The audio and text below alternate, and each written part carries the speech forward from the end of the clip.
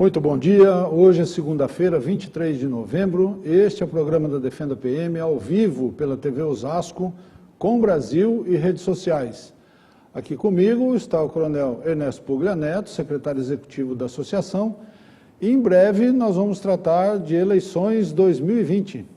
Bem-vindos.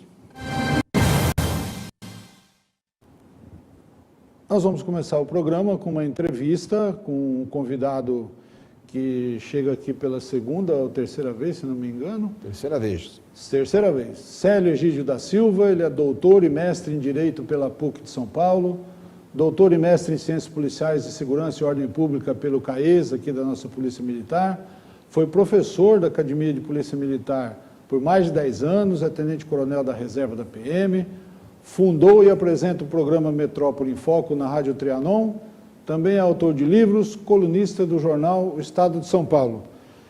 Célio, bom dia, muito bem-vindo, obrigado pela presença de novo. Bom dia, Silvio, bom dia, coronel Ernesto, meu amigo, bom dia aos nossos telespectadores. Coronel Ernesto, bom dia. Bom dia, Silvio, bom dia, Célio, bom dia quem nos assiste pela TV Osasco, também pela Com Brasil e pelas redes sociais.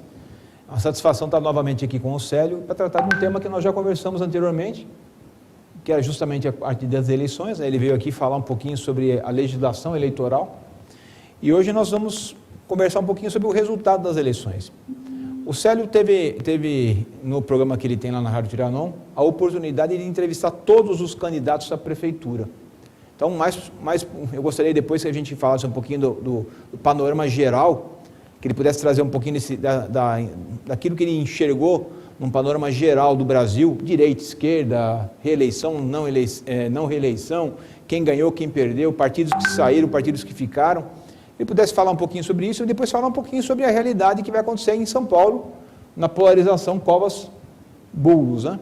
Então, Célio, bem-vindo, muito obrigado pela sua presença mais uma vez. Estamos ansiosos por ouvir a sua análise aí. Ernesto, Silvio, obrigado pelo convite mais uma vez. De fato, essa é a terceira vez que estamos aqui na TV Osasco, né, com os nossos telespectadores, com nossos colegas da rede social, né, os nossos internautas. E, de fato, as eleições de 2020, elas têm uma singularidade. Bem, na verdade, Ernesto, eu tive um professor numa especialização que fiz em Direito Eleitoral.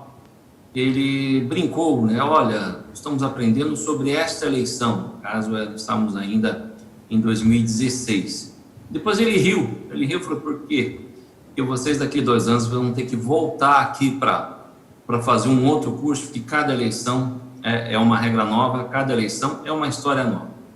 E também no aspecto político, não somente no aspecto jurídico, mas no aspecto político, nós temos cada eleição uma história nova. Se a gente olharmos 4 anos atrás, né, vamos lá para 2016, nós tivemos um perfil das eleições municipais, né, tinha uma característica própria, ainda a rede social estava adentrando, né, a todo o modelo de gestão de campanha, e nós tivemos em 2020, no caso, a rede social entrando, assim, praticamente 70% da campanha sendo, né, dirigida aos demais canais, Facebook, Instagram e outros, né? Até o TikTok entrou aí também na parada das campanhas. Então mudou muito o perfil. E tivemos a pandemia, né? Por isso que ela é extremamente sui generis, porque ela traçou aí um caminho de um pouco de conservadorismo daqueles que estavam no poder. Isso nós começamos a observar isso lá no mês de abril, lá no mês de maio, com as nossas entrevistas. Como você bem falou, tivemos a oportunidade de entrevistar todos os candidatos à Prefeitura de São Paulo e tivemos também a oportunidade de conversar com boa parte das lideranças das periferias da cidade de São Paulo. Isso nos fez compreender qual seria a dinâmica dessa eleição e até a dinâmica da votação. Então, isso já em abril e maio, nós percebemos uma tendência. Então, em abril e maio, já vimos uma necessidade, um vácuo político nas periferias. Vácuo este que foi ocupado por Guilherme Boulos. Olha só que situação interessante. Muitos, em abril e maio, falavam em partidos trabalhadores. Nós não víamos um feedback de partidos trabalhadores na capital, né? Nós observamos que o Partido dos Trabalhadores escolheu mal, posso falar que ele escolheu mal, né, o seu candidato. Né, entrevistamos mais de uma vez, ele não tem a mesma dinâmica que outros candidatos que o PT sempre apresentou. Então, criou-se já logo de imediato, falou, bom, esse cara ele não vai deslanchar. E realmente ele não teve uma expectativa interessante aí, na sua votação, pelo contrário. Então, tivemos aí esses panoramas iniciais. Olhava também aquele Mamãe Falei, né? Um perfil de internet com quase 1 milhão de seguidores, e também observamos que isso não era interessante para essa eleição. Não vai ser 1 milhão de seguidores que será o ditador de uma eleição como foi em 2018. Em 2018, a eleição presidencial, né, e para o governo dos estados, a rede social foi preponderante. Aquela pessoa que estava bem exposta, ela se apresentou, e muitos até que desconheciam totalmente política, ou não tinha nenhum pendor para a política, ou nenhuma visibilidade social, em apenas 2, 3 relances foram eleitos, né? Um plus feito aí pelos robôs, de modo às vezes lícito, ou de algumas vezes até de maneira ilícita. Então, não ocorreu em 2020. A rede social, embora ela foi participante, houve uma grande busca, né, das pessoas de informações sobre os candidatos via internet, mas não foi preponderante como foi em 2018. Nós começamos a observar um vácuo na periferia, né, de ocupação política, e uma demanda social muito grande na área de saúde, exclusivamente na área de saúde. Então, o prefeito, que trabalhou bem com o sistema de saúde, ele foi recepcionado nas urnas. Veja também na grande São Paulo, né, os prefeitos que trabalharam muito bem com os modelos de saúde foram eleitos. E também na grande São Paulo, expandindo um pouco a nossa análise, vimos que o Partido dos Trabalhadores não avançou muito. Então, nós tivemos uma diminuição da esquerda, mas também não tivemos um avanço da direita. Vamos lá, vamos falar dos partidos que eram assim mais conservadores. Então, não vimos, por exemplo, Celso Russomano deslanchar. Ele teve lá um pico, né, no gráfico de pesquisas, mas isso não arredondou em votos. Joyce também não teve repercussão. Portanto, nós observamos nesse período, Ernesto e Silvio, uma diminuição das pontas ideológicas. Que eu falo de pontas ideológicas, onde nós estamos vendo a extrema esquerda e a extrema direita. Então, houve um caminho para o centro aí, pela análise que nós verificamos aí nesse período pré-eleitoral. Isso também está muito claro agora, quando nós chegamos a observar quais são os partidos políticos que fizeram aí, pelo menos o cargo de prefeito. Na Grande São Paulo são mais de 10 prefeitos do PSDB, por exemplo. Então, foi lá como, digamos, uma centro-esquerda, né? Nós tivemos aí prefeitos reeleitos, grandes colégios eleitorais, né, em São Bernardo, temos ainda uma situação ainda em Guarulhos, mas alguns colégios eleitorais tiveram esse posicionamento. Então, se vamos observar todo o bojo das eleições de 2020, ela já dá, sim, alguma compreensão do que pode ocorrer em 2022. Mas volto a falar para o nosso telespectador, para o nosso amigo internauta. A eleição de 2020, ela não é necessariamente a base do 22, ela dá uma tendência. Veja que 2018 foi totalmente diferente do que nós observamos hoje, e 2016 também. Célio, por favor. Eu queria ver se você pode me fazer uma análise do desempenho da Joyce aqui em São Paulo. Ela é PSL, direita, sempre bateu nessa tecla, e a votação dela foi assim, uma coisa lamentável. Isso se deve a essa pecha de traidora do Bolsonaro que ela ficou, ou faltou conteúdo mesmo? Olha, são dois momentos, né? Nós temos um público bolsonarista, o Silvio, que ele é fiel ao Bolsonaro, e nem fiel ao Mourão. Interessante isso, né? Ele é fiel ao Bolsonaro, não se aproxima ao PRTB do Mourão. E no caso da Joyce, nós tivemos dois momentos. Um momento que ela permaneceu aí no PSL e o Bolsonaro saiu do PSL, isso é uma realidade, né? E a Joyce, em dado momento, começou a trabalhar contra aquilo que seria o seu mestre. Isso é extremamente condenável na política, quando nós vemos o aprendiz, né, literalmente afrontar o seu mestre. O fenômeno está acontecendo com uma Major Olímpio, né? A rede social vem criticando muito o afastamento dele de Bolsonaro. Então, Joyce, são dois momentos: o afastamento de Bolsonaro, e sim, as propostas delas eram pífias, as propostas eram quase que inexequíveis, né? Literalmente, ela tinha um modelo de projeto de governo que não afetou a população. E também o seu modelo, né? O seu modelo de impacto foi muito bem recepcionado em 2018, como acabei de falar. Só que agora esse modelo não foi recepcionado. Em 2018, se ela fizesse aquela musiquinha na campanha, ela subiria com certeza mais 100 mil likes, né? Mas hoje as pessoas olharam, não, eu preciso de algo mais amadurecido, mais conteúdo, que me dá segurança. Por quê? Houve um momento, né, de amadurecimento da população em virtude da pandemia. Eu tenho que votar em alguém que vai fazer UTI na minha cidade, né? Tenho que votar em alguém que me traga um pouco mais de segurança. Por isso, uma das razões do grande número de reeleições, quase 60%, para prefeitos. Uma das razões é que nós observamos que Joyce não teve o sucesso esperado pelo seu comportamento, que necessitaria um outro padrão de comportamento para o executivo e não para o legislativo, que é totalmente diferente, e também esse afastamento de Bolsonaro, que isso veio a prejudicá-lo. Então, prejudicou quem se afastou do Bolsonaro, mas também não ajudou quem se manteve fiel ao Bolsonaro, né? Sim. O caso do Russomano aqui em São Paulo. Sim. Como eu disse, esse fenômeno de afastamento dos extremos, o Silvio, isso ocorreu, né? Então, aquele binômio, né, o padrão binário de 2018, Lula e Bolsonaro, quem se aproximou de ambos não teve o sucesso esperado. Então, percebemos que é uma tendência, né, tanto de centro-esquerda quanto centro-direita.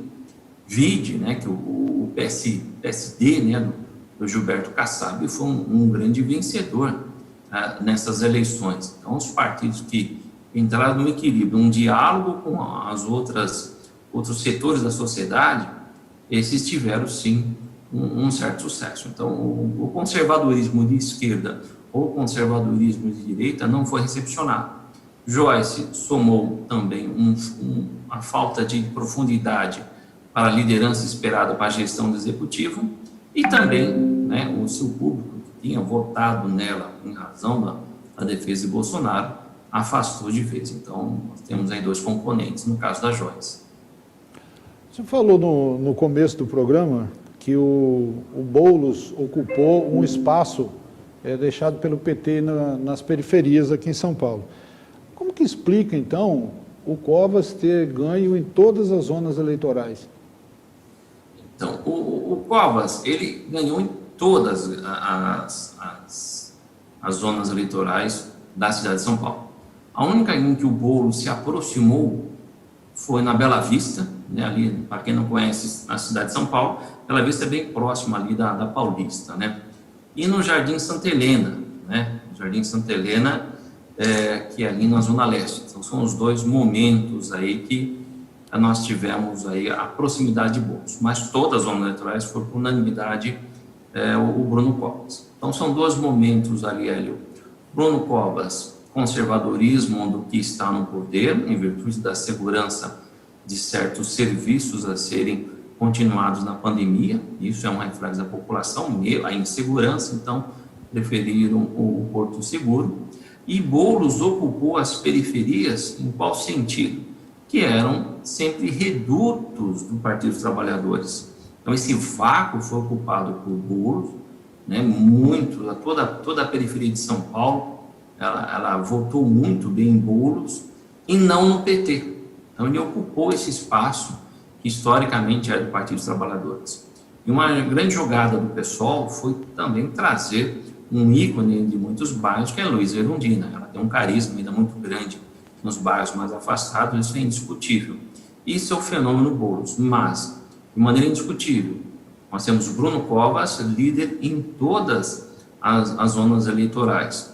E as últimas tendências colocam Covas como o vencedor, né, das eleições, mas eu vejo uma vitória apertada por Boulos, porque nós temos também uma questão da zona oeste de São Paulo.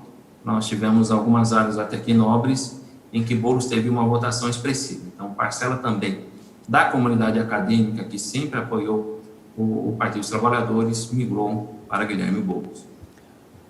Ô Célio, mas o Covas, embora tenha tido um desempenho bastante interessante, bastante favorável a ele teve um cuidado bastante específico de se descolar do João Dória. João Dória não falou uma única vez, não deu apoio assim incondicional ao seu pupilo que ele deixou aqui na Prefeitura de São Paulo. Você enxerga que isso é uma clara demonstração de que, embora Covas agrade ao eleitorado de São Paulo especificamente, João Dória não agrada? Até porque o João Dória perdeu aqui em São Paulo, no município de São Paulo, para Márcio França na disputa ao governo. Essa é uma leitura que se pode fazer. O município de São Paulo, a capital do estado, não banca João Dória? É mais ou menos isso? Olha, o que nós temos em São Paulo, um fenômeno bem interessante. A capital de São Paulo, ela é extremamente, cosmopolita, assim, a maior diversidade possível. O que nós temos? Nós temos na cidade de São Paulo, por exemplo, 50% de rejeição a Bolsonaro. Mas também tem uma alta rejeição a João Dória. Né? Olha só que interessante. Então, isso ocorreu. E eu vejo um trabalho de marketing muito grande do Boulos, que trabalhou diretamente no Russomano e no Dória, quando ele falou: eu não sou coligado ao Bolsonaro, nem sou coligado ao João Dória. O que aconteceu com os dois candidatos, tanto o Russomano quanto o Dória? Literalmente, Dória desceu do palanque e deixou o Bruninho sozinho, e também o Russomano, Bolsonaro desceu do palanque e deixou ambos sozinhos. Então, isso deixou bem claro. Então, nós temos o que aqui em São Paulo? Um apreço pelo Bruno Covas, por mais que criticamos algumas medidas, em virtude da pandemia. Isso é lógico, isso é muito claro. Mas existe sim uma rejeição para João Dória, que, entre aspas, a culpa do fechamento de muitas empresas ficaram com o peso, com o legado para o governador do estado. Então, foi muito bem trabalhado politicamente por parte do Bruno nisso. Então, esse afastamento foi saudável para o Bruno, de João Dória, não quer dizer que houve uma cisão do PSDB, muito pelo contrário, estão mais unidos que nunca, e isso favoreceu o Bruno, esse afastamento. Não significa que nós temos uma grande rejeição de Dória em São Paulo, embora ele não tenha tido uma votação expressiva. Na última, se fosse comparar com Márcio França, com a dualidade que tivemos no governo do estado, mas temos Bruno Covas afastado de Dória e tendo uma performance muito boa, e o Russomano, mesmo afastando de Bolsonaro, não tendo essa performance. Um dos culpados foi o próprio Marte do Boulos, que obrigou a ambos a ficarem vinculados. Eles se desvincularam, e isso foi muito bom para o Bruninho. O Bruninho, ele teve um ganho, e percebe-se que o Bruno pode ser que tenha aí uma vida solo, caso, logicamente, a saúde lhe proporcione continuidade com tranquilidade. Mas Dória tem uma rejeição em São Paulo tão grande quanto o Bolsonaro tem na capital. Então, como eu disse, São Paulo é muito diferente, ela é uma metrópole muito interessante de observar esses movimentos. Em relação aos vereadores, como é que você analisa a dinâmica dos vereadores? Porque nós tivemos algumas reeleições, mas muita gente que tem uma história dentro da Câmara dos Vereadores não conseguiu a reeleição. Nós tivemos alguns novatos com uma boa votação, no caso inclusive do delegado Palumbo, o terceiro mais votado. Como é que você analisa isso? Bom, Ernesto, eu vejo um problema, assim, primeiro grave. Nós não tivemos aí da Polícia Militar um eleito, né? Tivemos um eleito vereador, nem um representante das guardas municipais. Então, isso é uma preocupação. Tivemos somente o delegado Palumbo, aí um representante da Polícia Civil, né? Delegado Palumbo, um reflexo da mídia, né? Reflexo da mídia, uma grande exposição, né, a alguns canais de televisão. Isso faz com que haja uma identidade com o eleitor. Isso de maneira muito clara. Avanço, né, de partidos como o PSOL. Volto a falar daquela ocupação, né, de periferias e representantes de periferias. Vide que nós temos, acho que duplicaram, mas saiu de 3 para 6 cadeiras, não é nada ainda significativo. E o que temos aí é boa parte da maioria do dito partido de centrão, vamos dizer, está ocupando a Câmara. A Câmara ainda tem um grande número, Ernesto, de vereadores que estão há muito tempo, né? Então, nós temos aí Milton Leite, que já é um patrimônio aí da Câmara Municipal de São Paulo, entre outros. Eu vejo como novidade da Câmara dos Vereadores, o perfil, é a candidatura coletiva, ou chamado mandato coletivo, né, onde existe uma chapa de pessoas registradas somente em nome de uma, que a nossa legislação eleitoral não permite, a entrada de 2 grupos, né, de 2 grupos, né, de mulheres, né, de trans e feministas, que entraram do próprio partido aí do Boulos. Então, eu vejo essa uma novidade. Se falar assim, sério, mas é uma novidade na política? Não. Da mesma forma que em 2000 na candidatura para deputado em 2018, eles também conseguiram um modelo desse, né, de mandato coletivo. Eu acho que isso que deve ser muito bem observado, principalmente pela direita, viu, Silvio? Ela unificar grupos, criar aí uma grande base eleitoral e se eleger. Vamos dizer aqui na Polícia Militar, parece que é impossível, mas se tivéssemos um grupo, né, unindo cabos soldados, sargentos, subtenentes, oficiais, com desígnios comuns, esse grupo conseguisse uma grande base de eleitores, a possibilidade de eleição seria assim plena, não somente na vereança, como deputado, como né, digamos, pensar nas próximas eleições. Uma grande novidade, eu vejo, são os mandatos coletivos, Ernesto. Não somente o modelo de ocupação de cadeiras, mas essa chegada do mandato coletivo, que eu vejo que seja uma grande tendência. E nós corremos o risco de haver uma regulamentação da legislação eleitoral sobre esses mandatos coletivos, porque hoje eles não estão regulados. Como é que você enxerga essa possibilidade jurídica de haver alguma alteração? Ernesto, aí nós temos que ter uma mudança constitucional, né? Uma mudança constitucional, literalmente. Não vejo nesse momento, né, 2020, 2021, qualquer performance, qualquer movimento aí da Câmara dos Deputados nesse sentido. Eu acredito que ele será um fenômeno um pouco mais longo, né, que o aumento desses mandatos coletivos proporcionarão projetos de lei ou projetos de emenda à Constituição, para essa mudança. Mas eu vejo como uma tendência. Então, a Câmara Municipal de São Paulo, ela continua com 50% aí dos seus eleitores, né, que votaram no mesmo grupo, e tivemos algumas novidades, né? Por exemplo, Mário Covas, como é que 10 mil votos, muito pouco, né, pela performance que ele teve, por exemplo, como senador. Então, tivemos algumas surpresas que talvez alguns medalhões ficarem em berço esplêndido, né? Vou fazer meu impulsionamento na rede social e estou tranquilo, estou lá com 100 mil likes. Isso também é uma aula de marketing digital, Ernesto e Silvio, para 2022. Não basta ter os 100 mil likes, você tem que criar 100 mil relacionamentos. Interessante. Você falou no começo da sua entrevista que os 2 extremos foram rejeitados, né? Tanto a extrema-direita quanto a extrema-esquerda foram rejeitados nessa eleição.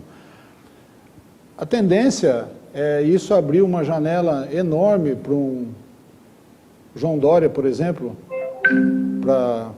para 22? Não, Estamos tendo aí, em termos de movimentos, viu, Silvio?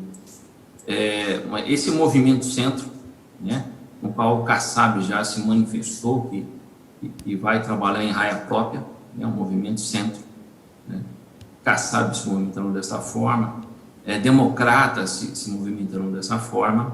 Isso pode sim, né, se realmente perseverar a tendência aí de João Dória como líder, ele ser um dos membros desse novo caminho para 22.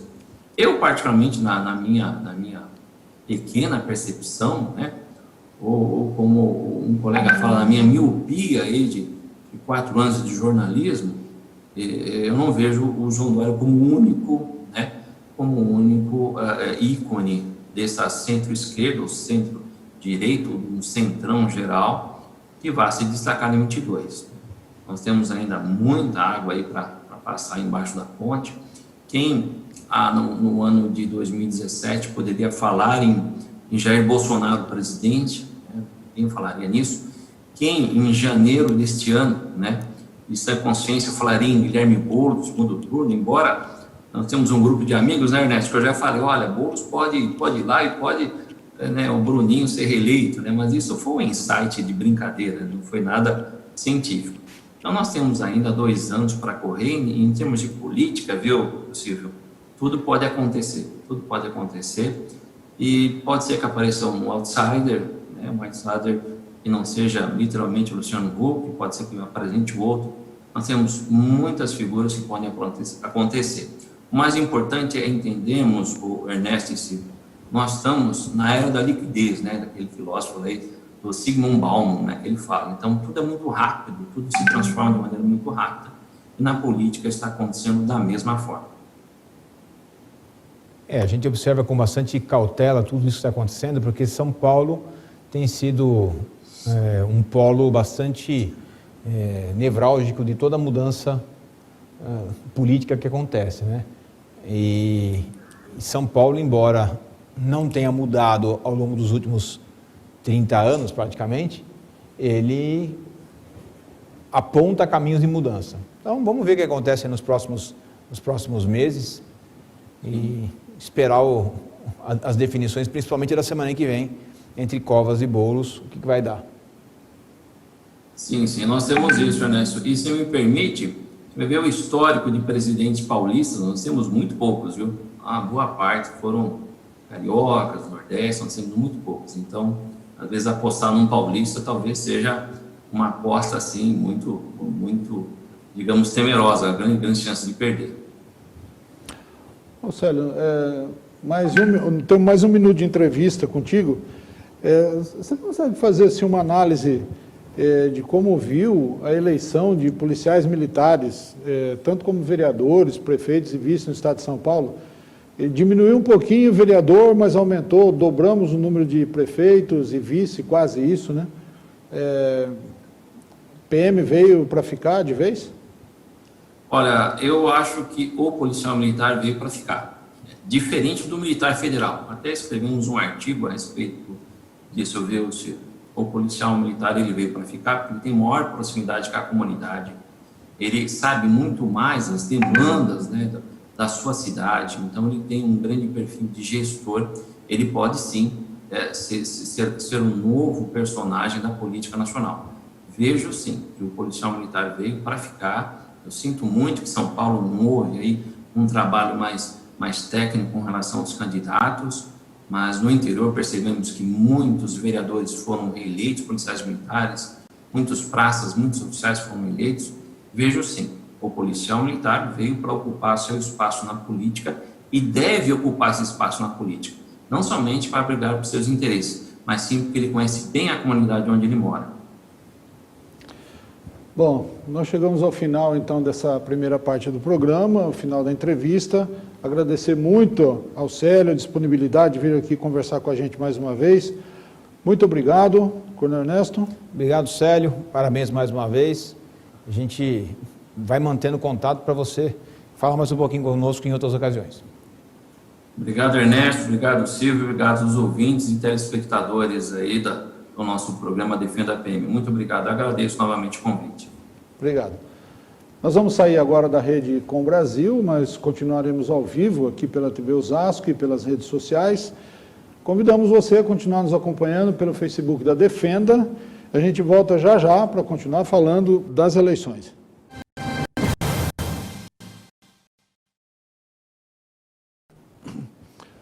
Bom, pedir desculpa a todos aí, nós tivemos aqui um problema técnico. Vamos continuar agora, temos mais 10, 12 minutos de programa. Recomeçando, vou pegar pela fala do Célio na entrevista, que os policiais militares vieram para ficar na política. Isso vem ao encontro de um artigo que nós publicamos no site da Defenda, logo após as eleições, falando que os policiais militares na política agora correm em raia própria. Exato, Silvio. Eu estava explicando aqui que nós tivemos mais de 1.200 candidatos, desses tiveram mais de 1,5 milhão de votos, que elegemos 14 prefeitos, 10 prefeitos, 2 estão sob júdice ainda, então não podemos afirmar que estão eleitos, então a justiça está trabalhando, mas 8 são eleitos. 14 eleitos a vice-prefeitos, sendo um também que está sob júdice, e temos mais um, que é o tenente-coronel Paulo Ribeiro, que está concorrendo lá no segundo turno em Taubaté. Então, podemos até ter mais um vice-prefeito eleito. E 91 candidatos a vereador que foram eleitos. Aqui se você vai estar vendo aí, talvez se você tenha visto um post nosso da Defenda falando que são 90, é que a gente vai achando 91 e vai achar mais, eu acho, Silvio, porque a gente vai ter que peneirar lá as informações, cruzar a informação TRE, informação polícia, aí sim é complicado. Mas vamos lá.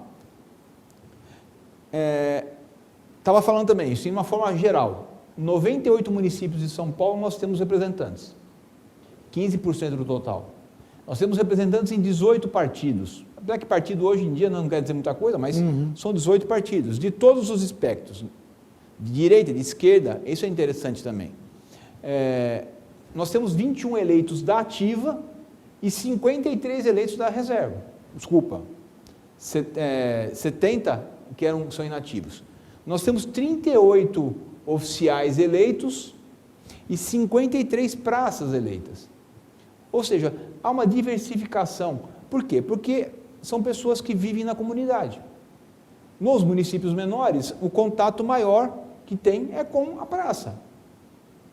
O soldado, o cabo, o sargento que trabalhou ali naquele local e é reconhecido por isso. Essa capilaridade é que nós temos que fortalecer. E essa imagem do policial militar, que é aquele que tem a capacidade, pelo conhecimento que tem da comunidade, de resolver esses problemas. E a gente sabe que a gente tem algumas características muito fortes. A lealdade, a honestidade, a justiça, que são inerentes ao policial. Por isso, essa análise que o Célio fez, que a gente fez também no nosso próprio artigo, que nós temos uma raia própria, que não tem nada a ver com Bolsonaro, que não tem nada a ver com a direita, é uma raia própria. A raia do policial militar, que vai ser descoberta cada vez mais por você, eleitor, que está nos assistindo. Porque, veja bem, eu vou falar aqui um caso. Vou falar um pouquinho dos não eleitos e dos eleitos, mas eu vou trazer uma pessoa emblemática. Coronel Meira, em Bauru. Sim. Aposentou, concorreu, foi eleito. E agora foi reeleito, com o maior número de votos na cidade. Por quê? É o trabalho que é feito. É a forma de conduzir o bem público, é a forma de conduzir a coisa pública, coisa que nós fazemos a vida inteira dentro da polícia. Então, é aí que eu vejo essas características que são importantes de serem ressaltadas. Você falou uma particularidade muito interessante. Na eleição passada, não existia bolsonarismo ainda, e a PM elegeu 103 vereadores. Isso. E agora, com o bolsonarismo, manteve o número praticamente, né? Com 91, mas dobrou prefeito, vice-prefeito e tal. Então, não tem absolutamente nada a ver com apoio ou não apoio do presidente, vamos dizer. Particularmente, Silvio, eu acredito que não. Isso é muito mais da pessoa, daquele indivíduo que está ali. Porque o policial, ele se destaca. quer queira ou quer não, ele se destaca. E eu acho que a população está enxergando nessa figura que traz para ela segurança, a possibilidade de trazer segurança também na política. A gente espera que o desempenho desses policiais que foram eleitos seja cada vez melhor, para que mostre efetivamente esse lado. A gente vê aqui em São Paulo, na própria Assembleia, a tal da PDO, né, que está a patrulha do orçamento, que faz as ações buscando efetivamente ver como é que é gasto o dinheiro público. É isso que a gente espera de um representante que é eleito, né? É isso, exatamente isso que a gente espera. É isso que o Coronel Meira fez lá em Bauru, cobrando o prefeito, sendo chato, como você colocou nos programas aqui. É isso que a gente vê, que a gente espera de um candidato. Eu vou falar um pouquinho dos não eleitos primeiro, porque eu acho que os não eleitos mostram bastante um lado sui generis. Quem não foi eleito? Não foi eleita a Coronel Nicolucci em São José dos Campos. Ficou em segundo lugar, concorrendo contra a situação. Não foi eleita, mas teve 56 mil votos. Candidata a prefeita. Candidata a prefeita. 56 mil votos num colégio eleitoral extremamente competitivo, que é, ali em São José dos Campos, uma potência dentro do Vale. Isso equivale a 16%. Quem não foi eleita também? A Coronel Helena, lá em São José do Rio Preto, também lutando contra a situação. Não foi eleita, mas teve 55 mil votos. Tradicional local ali. 55 mil votos que equivalem a 27% da população que votou nela. Ou seja, expressivas votações. 16% a Coronel Nicolucci, 27% a Coronel Helena. Não foi eleito também o Coronel Prado, que era candidato a vice-prefeito em Araraquara. Também não foi eleito, porque foi eleito o candidato da situação. Só que ele teve 36% dos votos válidos. É muito voto. São 37 mil votos num colégio eleitoral tradicional como Araraquara, que já conseguiu eleger na região ali, numa vez só, 3 deputados federais. Eu estou começando pelos não eleitos porque, veja bem, 3 expoentes que ficaram em segundo lugar contra a situação, que tem a máquina na mão. E é difícil lutar contra a máquina. Não, isso é um recado e tanto, né? Bom, muito grande, muito grande. Estou falando só de associados, agora só de associados do Defenda PM, tá? Porque os outros eu não consigo fazer esse levantamento. O capitão Pereira foi candidato a vice em Campinas, apoiado pelo vereador Santini, que nós já trouxemos, já conversamos com ele aqui. 79 mil votos. É voto pra caramba. É muito voto. Coronel Adriana, candidata a prefeita em Piracicaba, outra grande cidade. 22 mil votos, 14%, ficou em segundo lugar. Coronel Pistori, candidato a vice-prefeito em Jaú, outra grande cidade do interior. 13 mil votos, 16% dos votos válidos. Coronel Lucena, candidata a vice-prefeito aqui em Osasco, 66 mil votos, ou 20% do eleitorado. São cidades que não têm segundo turno. São cidades, não, são cidades que têm segundo turno, mas algumas delas, Osasco tem, São José do Rio Preto também teria e São José dos Campos também teria. Só que a situação teve mais de 50% dos votos e levou no primeiro turno. Sim. Tá? Nós temos o Coronel Américo. O Coronel Américo foi candidato, mudou-se para Bragança há pouco tempo, menos de 2 anos. Começou a trabalhar politicamente em Bragança há menos de 2 anos. Foi candidato a vice-prefeito contra a situação que está lá desde que fundaram o Bragança, eu acho. A família Chedi. Foi o segundo mais votado, com 16% dos votos locais. Se isso não é uma clara demonstração de que o policial militar veio para ficar, eu não enxergo outra. Vamos falar também dos vereadores em São Paulo, que o Célio se lamentou que não elegemos ninguém. Major Palumbo, candidato a vereador, ficou entre os 30 mais votados, mas o famigerado quociente eleitoral, que é uma excrescência, desculpem a palavra, porque a gente vota em alguém e esse alguém não é eleito porque o partido não alcançou o número de votos. Nós tivemos um caso no município do Rio Grande do Sul que a vereadora mais votada não foi eleita. É impressionante isso. Só o Brasil consegue esses negócios assim, né? O Palumbo teve mais votos do que muita gente que vai sentar lá na Câmara. Não, ele está entre os 30 mais votados. São 55 vereadores. Ele teve 29 mil votos. E não está sentado, não vai sentar na cadeira. Por quê? Como é que ficam esses 29 mil pessoas que votaram nele? Além dele, que ficou como suplente, nós tivemos como suplente aqui em São Paulo, Coronel Veloso, Coronel Falcone, Coronel Marcelino, Coronel Mioto, Major Cardoso e Capitão Laroca. Mais 6 suplentes. Não elegemos ninguém, mas nós temos suplentes prontos para entrar, se for o caso. Por quê? É reflexo de uma grande votação que tivemos. Vou colocar aqui, os eleitos agora. Mas eu preferi começar pelos não eleitos para falar depois dos eleitos. Capitão Lucimara, prefeita de Valinhos, com 12 mil votos, 23% da população votou nela. Capitão Benites, eleito vice-presidente em Santa Fé do Sul. Coronel Meira, que eu já citei, reeleito como mais votado em Bauru. Major Jaime foi eleito em Campinas, uma votação expressiva. Coronel Jean Charles foi reeleito também vereador em São José do Rio Preto. Ainda fechando aqui os nossos associados defenda, né? Capitão Cuni, eleito vereador em Mirassol. Capitão Cláudia, eleita vereador em Batatais. Capitão Renato, eleito vereador em Registro. Coronel Guimarães, eleito vereador em Araçatuba. Vamos lá. Registro, litoral, litoral não, né? Mas área sul, quase ali no Paraná.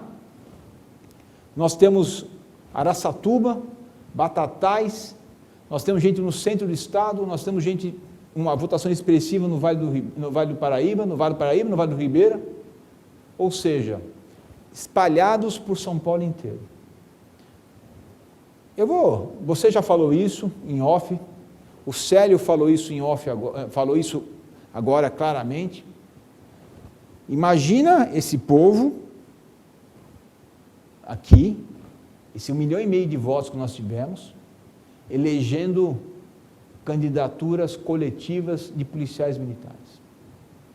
E não falo para colocar oficial numa panelinha, não. Construir, agregar gente, é algo que a gente tem que talvez pensar no futuro. Até se for o caso, civis, não precisa ser só policial militar, mas civis que tenham um pendor para nos defender dentro de uma candidatura coletiva, não sei. Temos que pensar muito estrategicamente o que vai acontecer daqui a 2 anos. Agora, uma verdade é incontestável. O policial militar, como eu disse aqui há alguns programas passados, me desculpe aqueles que são contra, aqueles que não gostam, me desculpe você, Alcadipani, que escreveu um monte de coisa a respeito, mas o policial militar veio para ficar, e eu vou dizer mais, ele vai enriquecer a política. E outra, com a votação dos eleitos e nos não eleitos, que ultrapassa assim, tranquilamente a barreira de 2 milhões de votos, faz o próximo governador. Pensa bem, né? Você que está querendo se candidatar a governador, pensa bem como é que você vai tratar esse eleitorado dos policiais militares. Bom, acabou. Correndo aqui, mas terminamos. Então, a gente teve que encurtar aqui a fala do Coronel Ernesto, porque tivemos um problema técnico aqui na metade do programa. Vamos fazer o que acontece. Agradecendo de novo ao Célio, Coronel Ernesto, obrigado outra vez. E a semana que vem a gente volta. Vamos ver se a gente traz notícia boa aí de mais eleitos, né? Que nós temos gente concorrendo aí e com um cenário mais claro. Se tudo correr bem, acho que a semana que vem traremos aqui o deputado estadual Major Meca. Muito bom, muito bom. Então, tenham todos uma boa segunda-feira, ótima semana e até segunda-feira que vem.